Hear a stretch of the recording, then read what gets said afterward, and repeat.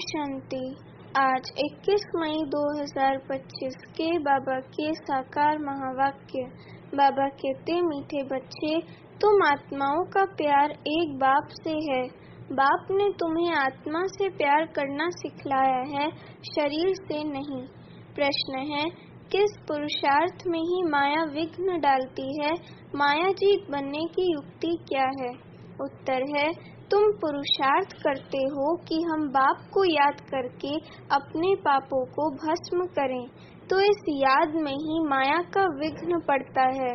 बाप उस्ताद तुम्हें माया जीत बनने की युक्ति बताते हैं।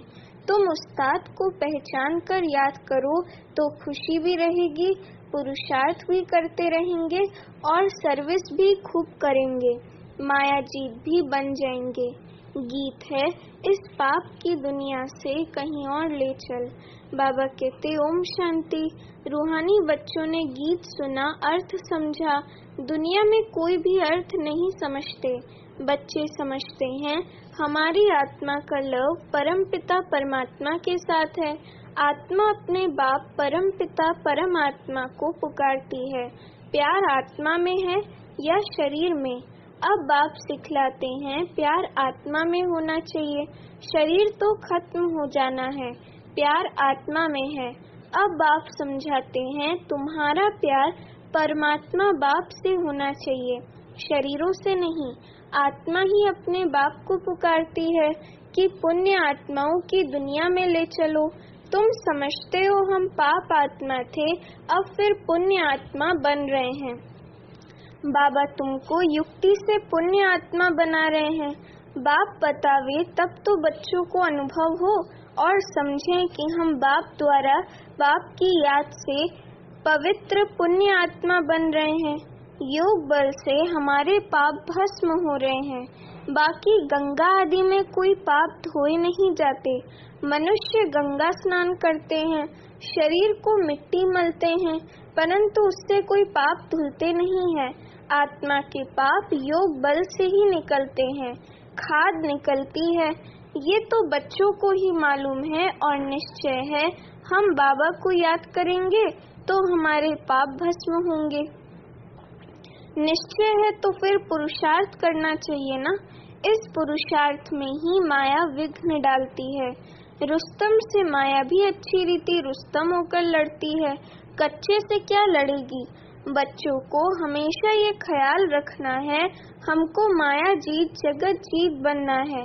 माया जीते जगत जीत का अर्थ भी कोई समझते नहीं। अभी तुम बच्चों को समझाया जाता है तुम कैसे माया पर जीत पा सकते हो। माया भी समर्थ है ना। तुम बच्चों को उस्ताद मिला हुआ है, उस उस्ताद को भी नंबरवार कोई विरला जानता है। जो जानता है उनको खुशी भी रहती है, पुरुषार्थ भी खुद करते हैं, सर्विस भी खूब करते हैं। अमरनाथ पर बहुत लोग जाते हैं।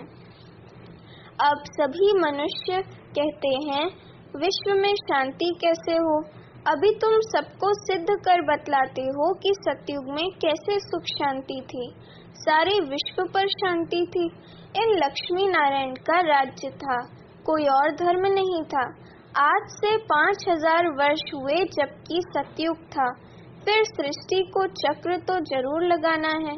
चित्रों से तुम बिल्कुल क्लियर बताते हो, कल्प पहले भी ऐसे चित्र बनाए थे। दिन प्रतिदिन इम्प्रूवमेंट होती जाती है। कहाँ बच्चे चित्रों में तिथि तारीख लिखना भूल जाते हैं। लक्ष्मी नारायण के चित्र में तिथि तारीख जरूर होनी चाहिए। तुम बच्चों की बुद्धि में बैठा हुआ है ना कि हम स्वर्गवासी थे, अब फिर बनना है। जितना जो पुरुषार्थ करते हैं उतना पद पाते हैं। अभी बाप द्वारा तुम ज्ञान की अथॉरिटी बने हो। भक्ति अब खलास हो जानी है। सतयुग त्रेता में भक्ति थोड़ी होगी, बाद में आधा कल भक्ति चलती है।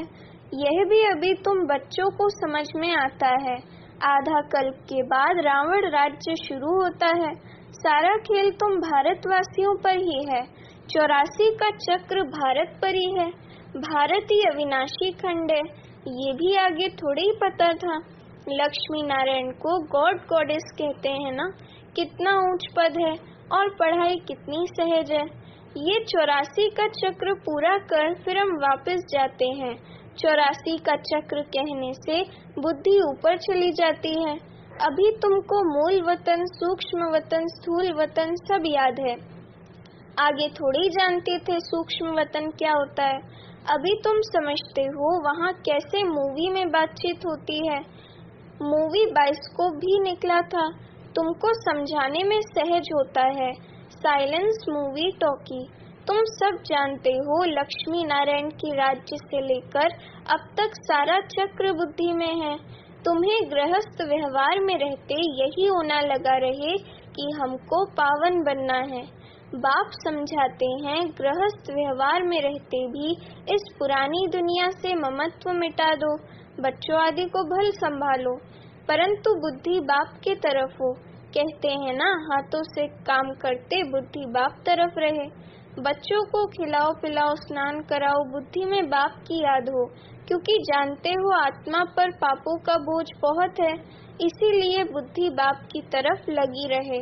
उस माशूक को बहुत बहुत याद करना है। माशूक बाप तुम सब आत्माओं को कहते हैं मुझे याद करो। ये पार्ट भी अब चल रहा है, फिर 5000 वर्ष बाद चलेगा। बाप कितनी सहज युक्तियाँ बताते हैं, कोई तकलीफ नहीं।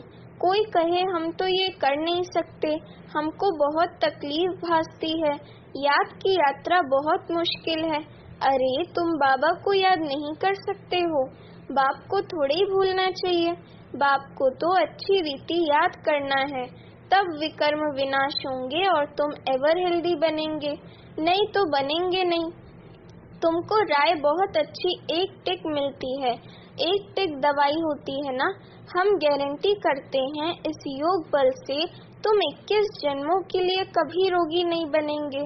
सिर्फ बाप को याद करो, कितनी सहज युक्ति है। भक्ति मार्ग में याद करते थे अनजाने से, अब बाप बैठ समझाते हैं। तुम समझते हो हम कल्प पहले भी बाबा आपके पास आए थे, पुरुषार्थ करते थे, पक्का निश्चय हो गया है। हम ही राज्य करते थे, फिर हमने गवाया, अब फिर बाबा आया हुआ है, उनसे राज्य भाग्य लेना है। बाप कहते हैं मुझे याद करो और राजाई को याद करो, मन मना भव, अंत मति सो गति हो जाएगी। अभी नाटक पूरा होता है, वापस जाएंगे। बाबा आए हैं सबको ले जाने लिए, जैसे वर वधू को लेने लिए आते हैं। ब्राइड्स को बहुत खुशी होती है, हम अपने ससुराल जाते हैं। तुम सब सीताएं हो एक राम की, राम ही तुमको रावण की जेल से छुड़ा कर ले जाते हैं। लिबरेटर एक ही है, रावण राज्य से लिबरेट करते हैं। कहते भी हैं ये रावण राज्य है, परंतु यथार्थ रीति समझते नहीं है।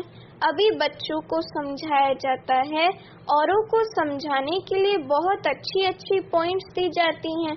बाबा ने समझाया, ये लिख दो कि विश्व में शांति कल्प पहले मुआफिक बाप स्थापन कर रहे हैं। ब्रह्मा द्वारा स्थापना हो रही है। विष्णु का राज्य था तो विश्व में शांति थी ना। विष्णु सो लक्ष्मी नारायण थे, ये भी कोई समझते थोड़े ही हैं। विष्णु और लक्ष्मी नारायण और राधे कृष्ण को अलग अलग समझते हैं। अभी तुमने समझा है स्वदर्शन चक्रधारी भी तुम हो। शिव बाबा आकर सृष्टि चक्र का ज्ञान देते हैं, उन द्वारा अभी हम भी मास्टर ज्ञान सागर बने हैं। तुम ज्ञान नदियाँ हो ना, ये तो बच्चों के ही नाम हैं। भक्ति मार्ग में मनुष्य कितने स्नान करते हैं, कितना भटकते हैं, बहुत दान पुण्य आदि करते हैं। साहूकार लोग तो बहुत दान करते हैं, सोना भी दान करते हैं। तुम अभी समझते हो हम कितना भटकते थे। अब हम कोई हठ योगी तो है नहीं, हम तो हैं राजयोगी। पवित्र गृहस्थ आश्रम के थे, फिर रावण राज्य में अपवित्र बने हैं। ड्रामा अनुसार बाप फिर गृहस्थ धर्म बना रहे हैं और कोई बना न सके। मनुष्य तुमको कहते हैं कि तुम सब पवित्र बनोगे तो दुनिया कैसे चलेगी। बोलो, इतने सब सन्यासी पवित्र रहते हैं, फिर दुनिया कोई बंद हो गई है क्या? अरे सृष्टि इतनी बढ़ गई है, खाने के लिए अनाज भी नहीं, और सृष्टि फिर क्या बढ़ाएंगे। अभी तुम बच्चे समझते हो बाबा हमारे सम्मुख हाजिर नाजिर है, परंतु उनको इन आँखों से देख नहीं सकते। बुद्धि से जानते हैं बाबा हम आत्माओं को पढ़ाते हैं, हाजिर नाजिर हैं। जो विश्व शांति की बातें करते हैं उन्हें तुम बताओ कि विश्व में शांति तो बाप करा रहा है, उसके लिए ही पुरानी दुनिया का विनाश सामने खड़ा है। 5000 वर्ष पहले भी विनाश हुआ था, अभी भी ये विनाश सामने खड़ा है, फिर विश्व पर शांति हो जाएगी। अभी तुम बच्चों की बुद्धि में है ही ये बातें, दुनिया में कोई भी नहीं जानते, कोई नहीं जिनकी बुद्धि में ये बातें हों। तुम जानते हो सतयुग में सारे विश्व पर शांति थी, एक भारत खंड के सिवाय दूसरा कोई खंड नहीं था। पीछे और खंड हुए हैं, अभी कितने खंड हैं, अभी इस खेल का भी अंत है। कहते भी हैं भगवान जरूर होगा, परंतु भगवान कौन और किस रूप में आते हैं ये नहीं जानते। श्री कृष्ण तो हो न सके, न तो कोई प्रेरणा से व शक्ति से काम करा सकते हैं। बाप तो मोस्ट बिलवेड है, उनसे वर्षा मिलता है, बाप ही स्वर्ग स्थापन करते हैं, तो फिर जरूर पुरानी दुनिया का विनाश भी वह कराएंगे। तुम जानते हो सतयुग में ये लक्ष्मी नारायण थे, अब फिर खुद पुरुषार्थ से ये बन रहे हैं। नशा रहना चाहिए ना, भारत में राज्य करते थे, शिव बाबा राज्य देकर गया था, ऐसे नहीं कहेंगे शिव बाबा राज्य करके गया था, नहीं, भारत को राज्य देकर गया था। लक्ष्मी नारायण राज्य करते थे ना, फिर बाबा राज्य देने आए हैं। कहते हैं मीठे मीठे बच्चे तुम मुझे याद करो और चक्र को याद करो, तुमने ही 84 जन्म लिए हैं। कम पुरुषार्थ करते हैं तो समझो इसने कम भक्ति की है, जास्ती भक्ति करने वाले पुरुषार्थ भी जास्ती करेंगे। कितना क्लियर कर समझाते हैं, परंतु जब बुद्धि में बैठे तुम्हारा काम है पुरुषार्थ कराना, कम भक्ति की होगी तो योग लगेगा नहीं, शिव बाबा की याद बुद्धि में ठहरेगी नहीं। कभी भी पुरुषार्थ में ठंडा नहीं होना चाहिए, माया को पहलवान देख हार्ट फेल नहीं होना चाहिए। माया के तूफान तो बहुत आएंगे, ये भी बच्चों को समझाया है, आत्मा ही सब कुछ करती है, शरीर तो खत्म हो जाएगा, आत्मा निकल गई शरीर मिट्टी हो गया, वह फिर मिलने का तो है नहीं, फिर उनको याद कर रोने आदि से फायदा ही क्या, वही चीज फिर मिलेगी क्या। आत्मा ने तो जाकर दूसरा शरीर लिया, अभी तुम कितनी ऊंच कमाई करते हो, तुम्हारा ही जमा होता है, बाकी सबका ना हो जाएगा। बाबा भोला व्यापारी है, तब तो तुमको मुट्ठी चावल के बदले 21 जन्मों के लिए महल दे देता है, कितना ब्याज देता है। तुमको जितना चाहिए भविष्य के लिए जमा करो, परंतु ऐसे नहीं अंत में आकर कहेंगे जमा करो तो उस समय लेकर क्या करेंगे। अनाड़ी व्यापार थोड़े ही है, काम में आवे नहीं और ब्याज भर कर देना पड़े, ऐसे कर लेंगे थोड़े ही।